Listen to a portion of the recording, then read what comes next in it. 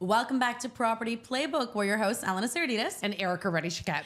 And today we have a fun one. We have Jonathan Hacohen here, and we're going to do some rapid fire questions with our favorite real estate lawyer. Absolutely. Do you want to kick it off or should I? You start. Okay. I'm going to go with kind of typical things that I find people ask as we're kind of drafting that offer. So this is where some of my questions are going to come from. So seller doesn't have a survey. Is that concerning? Should you worry about it? Do you need to have a survey? What does that mean? It's coming more and more in this day and age that I don't get a survey with the transaction. I don't lose sleep over it. We have something called title insurance, and title insurance is a whole other ball of yarn. But one of the things with the insurance that you purchase, they tell you, okay, back in the old days, you'd have to have a survey or go get a new survey done up. So a survey basically is like a drawing. It's what, on the day the property was built, for example, what did the property boundaries look like? That's it. If there's a shed, fence, etc. One of the things are, I get a survey, but the survey is from 1986 and the property's been redone a couple of times. That survey doesn't tell me much. It tells me what the property looked like in 1986, not what it looks like today. So in most cases, people are not getting up-to-date surveys. They're not getting a new drawing done right before closing. So title insurance says, hey, if you had got a new survey done and you had seen that there was issues with the property, let's say boundary issues with the neighbor, for example, instead of going to get a new survey and having to deal with it, we'll insure over that. So don't go get that survey. And then it turns out there is an issue after the fact that would have been revealed by a new survey, except you didn't have one. We'll cover you for that. So survey, interesting, nice to have in a perfect world. But in most cases, when you actually want to go do something with your property, that old survey is going to help you. You're going to have to get a new survey done anyways. If you're going to go get a pool done, if you're going to go build on your property, an extension. So only so much use that a survey has. That's awesome. Thank you. Okay, on the APS, there's always a line that has to do with title and when it can get checked by the lawyer. Why is that there? What is it for? So bottom line from our end of things, when we're doing a purchase, for example, you'll look in your APS, Agreement of Purchase and Sale, and you'll take a look at the dates. The two key dates are your closing date and the title search date, right? So title search date's usually 2 weeks before closing. So what a lot of lawyers do, which is wrong, is they wait right before the title search date. They go and search title at that point, and they write to the seller's lawyer saying, hey, we searched title, and there's a bunch of issues, fix it. Why is that wrong? Well, you gave me the agreement signed 3 months ago. I go search title now, not 2 weeks before closing. Why? Because part of doing that title search is saying, wait a minute, you have 2 owners listed on the agreement purchase and sale, but there's actually 3 listed on title. Where's the 3rd owner? Oh, they have a bunch of mortgages on there, including a really old mortgage from 30 years ago. We need that dealt with. Oh, there's a bunch of rights of way. There's encroachments. There's easement. Things that we were not made aware of in the agreement, we need these clarified. So bottom line is, as a real estate lawyer, we search title. We make sure who owns it, what registered against the property, making sure for our buyer that they have the best possible property for what they bargained for. So this is where I warn people when they're going to sell a property, if you're aware that your property is subject to certain conditions, restrictions, etc., put those in your agreement, make the buyer know that that's there so they can't argue it. Otherwise, if it's something major against the property, let's say an encroachment with a next door property that was not disclosed, the buyer may be able to walk away from the deal. Open permits. I've seen this now on a couple. In fact, one where permits were even missed. They hadn't been closed 2 transactions ago, and all of a sudden we're trying to close and we've got open permits. So it ties a little bit into title search, but if you can kind of talk to permits and what that looks like for closing. Oh, I love that one, Erica. So our good friend Title Insurance, remember them? Yeah. From a couple questions ago? They're back. So title, this is a constant disagreement in the legal community, by the way. So this has never been settled out how everybody feels about it. So I'll tell you what my thoughts are. Right or wrong, this is how I see life. So title insurance comes to you and says, hey, you know how you don't have to worry about those surveys? Well, guess what? You don't have to worry about searching permits, okay? Because you close the transaction and turns out afterwards there is an open permit, but you would have known about that if you had searched. We're going to avoid you that cost. Don't search it. You find out afterwards that there's an open permit. We're going to deal with you after closing. But I have some sort of magic ability. So I can look at an agreement, quickly look up online on the property, and I say to myself, yeah, this property is a $4 million property. Yeah, this property's just been recently constructed. I can see that it's literally brand new, almost substantially renovated. This is a cottage property out in a certain area. You know what? I'm going to sleep better at night. My client's going to sleep better at night if we search these permits now. Why is that? Because it turns out there is an open permit. Guess what? If you buy the property with that open permit and you only find out about it after closing, then you have to go to title insurance, start putting through the claim. There's a process to it. May not get resolved. Like, for example, let's say you want to do your own construction, and it turns out you have to settle out the open permit before you can start your construction. That may be a giant problem. And when I go buy a $4 million property, I want a clean property. Most people buying $4 million properties plus don't want to deal with permits and things of that nature. So I go to search the open permits because this property, I think, you know what, may have an issue. And when I have my spidey senses, I'm running at about 75% accuracy that there is an open permit. Lo and behold. And every single time the client says, thank you. Why? Because they don't want to deal with it. So now we come back to the seller. Seller, there's an open permit here. It says the inspector's name. Sometimes it'll tell us for what it is. Maybe an electrical open permit. Maybe that they simply got all the inspections done. It just never was formally closed. Let the seller deal with that. It's their property. It's their baby. But there is one risk with this. The risk is if they don't get those permits closed in time, and let's say the seller says, you know what, I undersold this property. So guess what, buyer? You either take it with the open permits or I can't close, which says in the agreement, you can just terminate the deal and we walk our merry ways. Buyer may not want that. Buyer may want to keep the property. So a buyer may want to actually keep their head in the sand and not know if there was an open permit. But in most cases, reasonable people, we got 2 months away from closing. Get your sellers to close those permits if you're made aware of them. The end. But we do have title insurance. Just in case. But if title insurance knows we searched for it, they won't cover us then. Because they're like, hey, you have knowledge about it. Now you have to deal with it. So if you want to use the title insurance escape clause, you're not searching open permits. Interesting. Okay, that's a fun fact. Okay, let's say you own a corporation, you're a first-time home buyer. Are you still entitled to first-time home buyer benefits if you buy under the corporation? Well, corporation bought the property, right? Yeah. Corporation can't legally live there, as far as I know. It's not an entity, right? Like it's a faceless number, right? That faceless number is paying the full land transfer tax. You are a director under that company and an officer and whatever shareholder, like whatever your arrangement is under the corporation. You didn't buy that property under your personal name. You haven't bought property yet. The corporation has bought property, but not you. The way it worked back in my day, so back in the day when land transfer tax was a lot simpler, you didn't have a Toronto land transfer tax, right? You bought a property and you wanted the land transfer tax rebate. It was only available on new construction. It was not available on resale properties, okay? You bought a resale property, you were out. So now it's a lot simpler with that, but somebody, if they're buying a property as an investment property and they put it in their own name, they're losing the rebate. They haven't lived there themselves. Plus they own the property, so now they're disqualified because they've owned property. So for that kind of person, they may be better off putting it in company name and waiting till they buy a property in their own name for the ones they live in.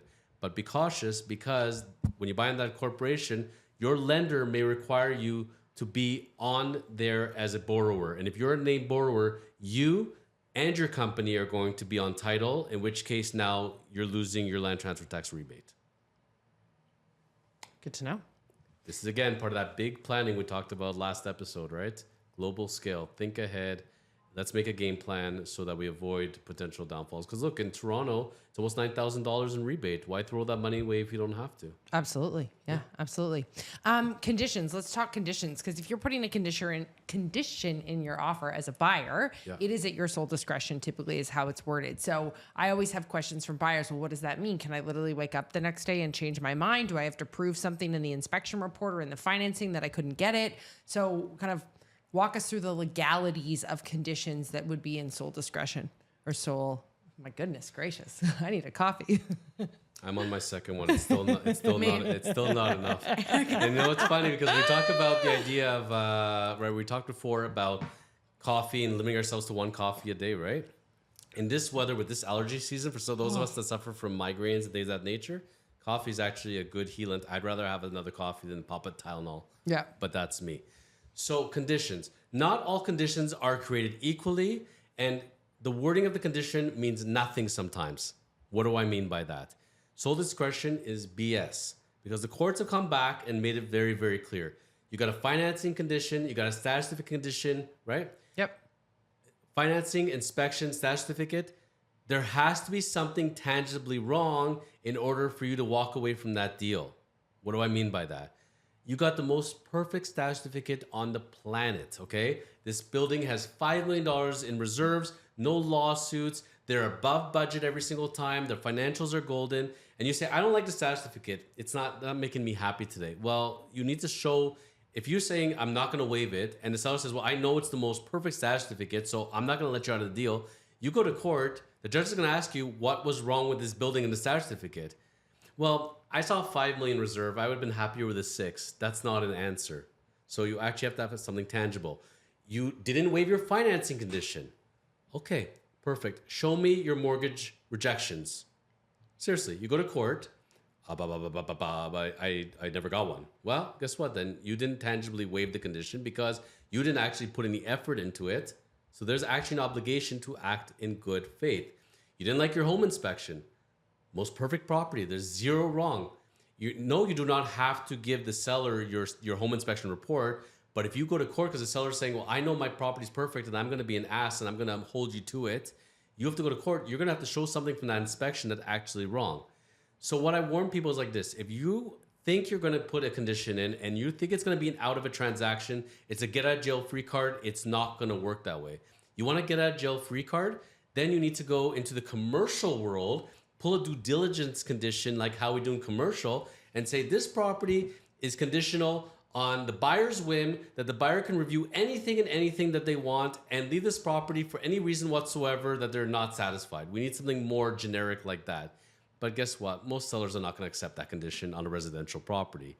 So there's kind of the toss-up. No, I think it's great because I do think a lot of people feel that those conditions in there worded at their sole discretion truly is, I can wake up tomorrow and change my mind without a valid, ability to say there is XYZ wrong truthfully in the status, or here's my rejection letter from the bank. I think a lot of buyers bank on these conditions as they're kind of get out of jail for 2, 3, 4 days as they fulfill them. So can I tell you a horror story now and what the bigger evil lurking in real estate in Ontario is, and it's not conditions?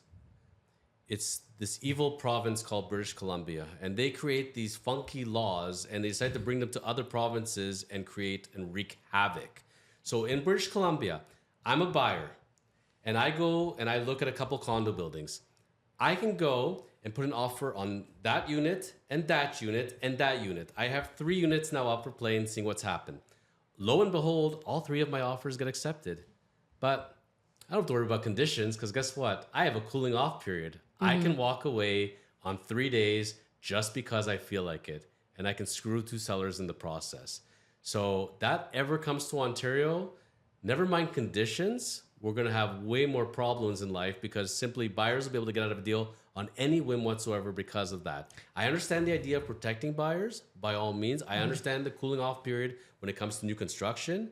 But on resale, we're going to have to put limits on this because otherwise, I'm telling you, people are going to put multiple offers just for shits and giggles.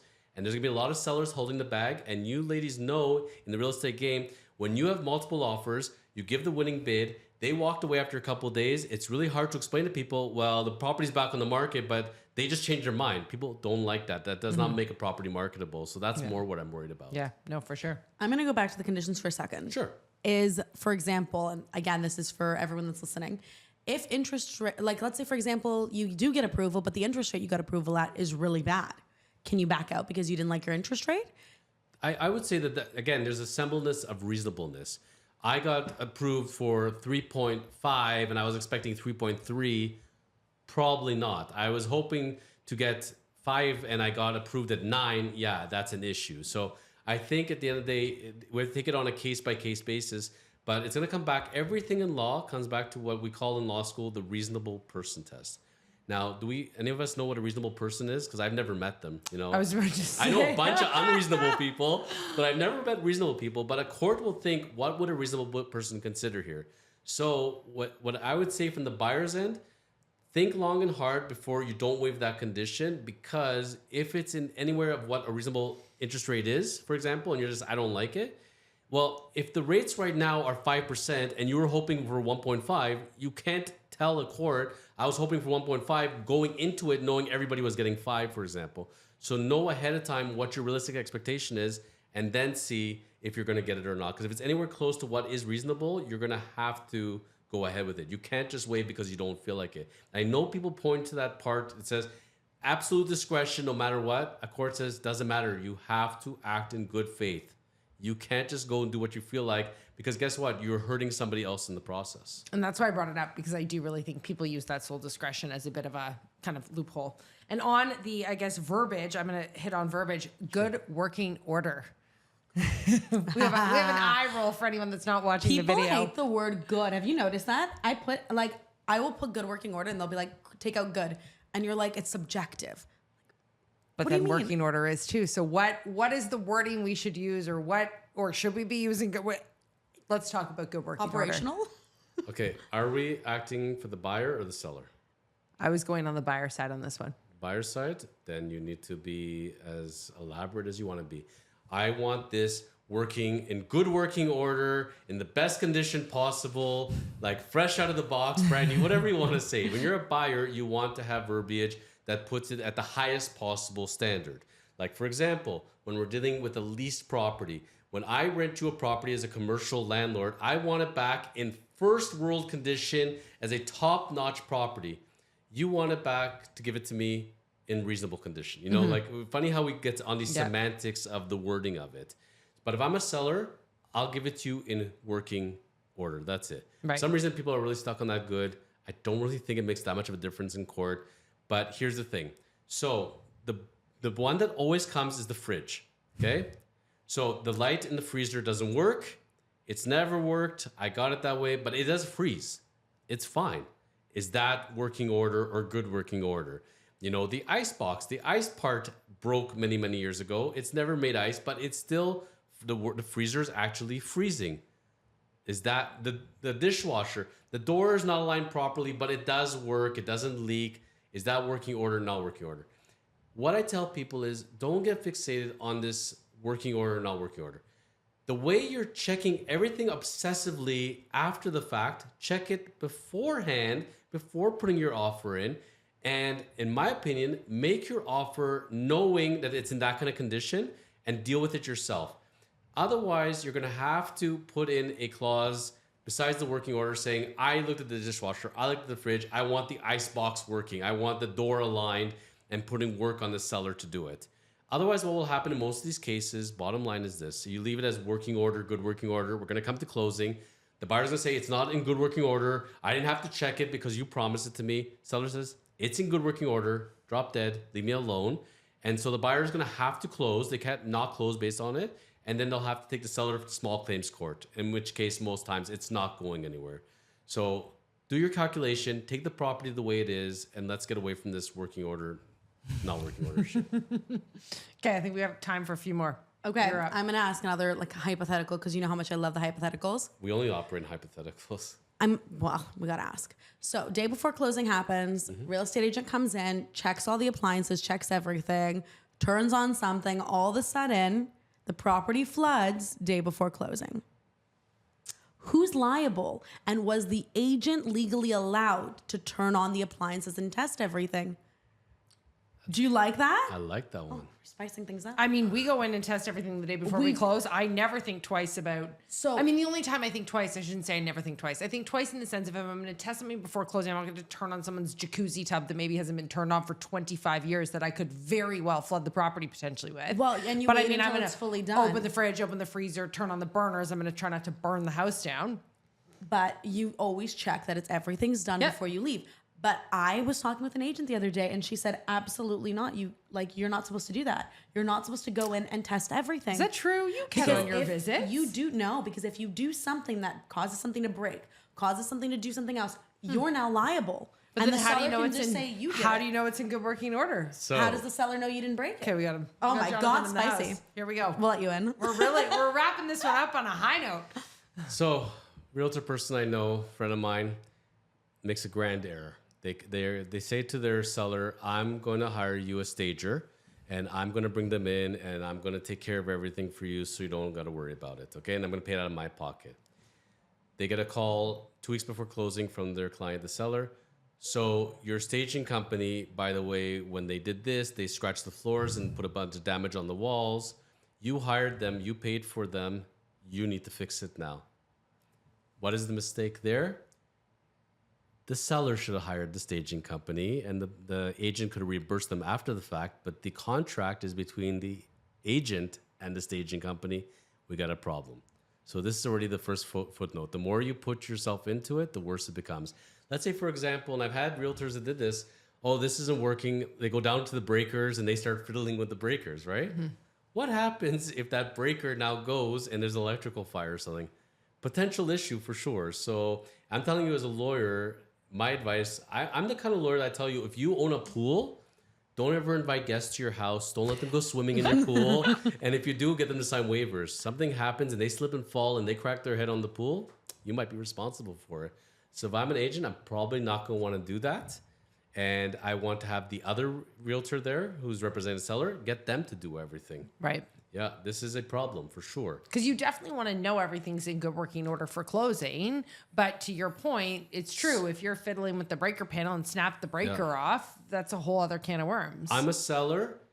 I had the property in good shape. The buyer's realtor went and fiddled with the dishwasher, fiddled with the laundry, and then they caused a flood. Not my problem because I gave you good property. You sabotaged my property. You're on the hook now. So this is issues in life for sure. No different than I'm going to borrow my buddy's car and then something happens to the car. Guess what? Both your insurances are now screwed. Mm-hmm. So there's things we have to think about in life. So is there a clause that we should be putting in that we have the right to go in and turn on stuff and that limits our liability? But even something along the line of like people get very fixated on letters and agreements. I don't know. You pull up your phone, text message the other realtor, hey, I thought you were coming to the showing. You're not there. Client wants to test out the dishwasher, test out the jacuzzi tub. Are we able to turn it on? Is your client okay with that? Get something in writing. If you come in with a text message, with an email, that's just as sufficient as it would be when they write back to you. Yeah, go ahead. There's no problems. Go for it. That's enough authorization to me. But I would love to have something in authorization in writing, not a verbal. Mm-hmm. Okay, so I think what we've learned is call the selling agent, tell them to come for the last visit, turn on everything with them. Yes. To make sure that everything's in working order. And then after that's been done, you close it all up and call it a day. Also, I'm a big advocate for the realtor and the buyer to show up to the home inspections and spend time with the inspector. You want to know everything you want to know about the house? Get your client to come and ask that inspector for the next 3 hours. And guess what, inspector? You run everything. We already got carte blanche on the place. Get them to do it at that time. I don't know why. There's an inspector, don't worry about it. We'll do it later. No, we do it right now. Mm-hmm. Well, I think so many people have the attitude that if you're going to test it, then they're going to live in it for a month or 2 or 3 so it could still break. So, but I agree. That's the place to have the liability and responsibility. Yep. Yeah. I have one more question before we wrap. Go for it. Holdbacks. And this kind of ties into all of this because I've definitely had situations. I'm really putting you through the grinder on this where, a client, it's like, okay, well, this doesn't work. The ice maker doesn't work, whatever. Now I want to put a holdback for the cost of a new fridge or for this or for that. And you can't really be doing. So talk to me about holdbacks. Been fighting for the last 2 days with another lawyer about holdbacks. This is the issue in holdback land. And there's one thing when an issue pops up during a transaction, like for example, there's a flood in the property, okay? And now who's fixing it and who's responsible? Are we going to do a holdback, no holdback? Granted, this is something we cannot have foreseen for certain. Most cases with a holdback, it's something we knew about from day one. We knew about when we did the offer. We knew about when we did the inspection. You do not firm up your offer until you make it clear of who's doing what and who's responsible for what, and if a holdback is appropriate. Classic example, swimming pool. We buy a property in the winter, the pool's not open, we can't test it, we can't do anything.